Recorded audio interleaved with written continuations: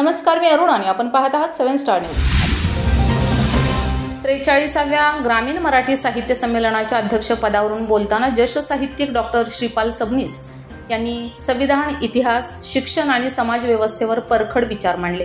ते म्हणाले, भारताचे संविधान जात मानत नाही, मग साहित्याला जात कशी असू शकते? जातीय व्यवस्थेपेक्षा वर जाऊन निखळ मनाने प्रकट होणारे साहित्यच उदात्त आणि पवित्र असते। साहित्य हे माणसाला जोडणारे असावे, विभाजन करणारे नसावे।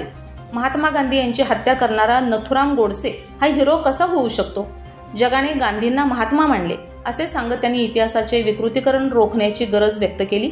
नेल्सन मंडेला आणि बराक ओबामा यांसारख्या जागतिक नेत्यांनी गांधींच्या विचारांचा आदर केला। गांधी भारतात जन्मले नसते तर मी आज अमेरिकेचा राष्ट्राध्यक्षही झालो नसतो असे ओबामा म्हणाले होते। हे उदाहरण देत त्यांनी गांधींच्या जागतिक प्रभावावर प्रकाश टाकला।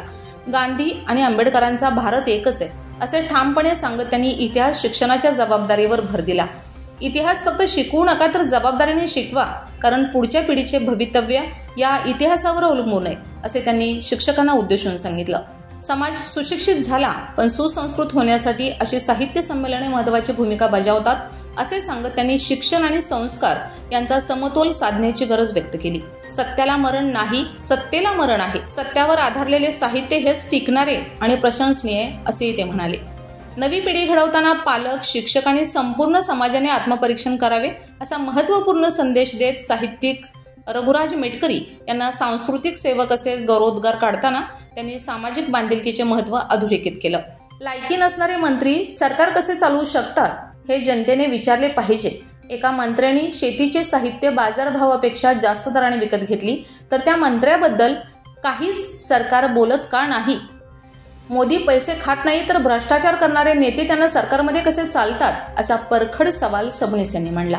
साहित्य संमेलनाचे उद्घाटक ओम प्रकाश शेटे म्हणाले की माणसे जोडणे महत्त्वाचे आहे। सामान्य माणसे ही सर्वात मोठी संपत्ती आहे। साहित्य संमेलनाचा राजकारणातील दरारा नवीन साहित्यामुळे कमी झालाय, तो वाढवणे गरजेचे आहे। जुने राजकारणी लोक साहित्यिकांना घाबरत होते पण आता ते दिसत नाही।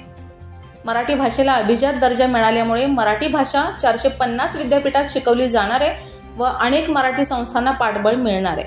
त्यामुळे मराठी जगाच्या कानाकोपऱ्यात पोहोचणार आहे व भाषेचे कौतुक देखील होणार आहे। यावेळी स्वागताध्यक्ष डॉक्टर दिनकर पाटील व डॉक्टर महादेव सगळे यांनी आपले विचार मांडले।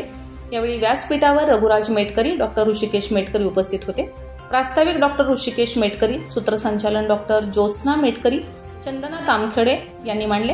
यावेळी Ravindra Bedkihal, advocate Subhash Patil, doctor Manaji Kadam, doctor Pratap Walekar, advocate Vinod Gosavi, advocate Mahesh Shanbag, doctor Girish Sharnate, Abbas Mulani, Datta Khandagale, D.A. Mane, Shakuntala Patil, Hridaynath Sawant, Balasaheb Patil, Arun Langote, Dnyaneshwar Latane उपस्थित होते।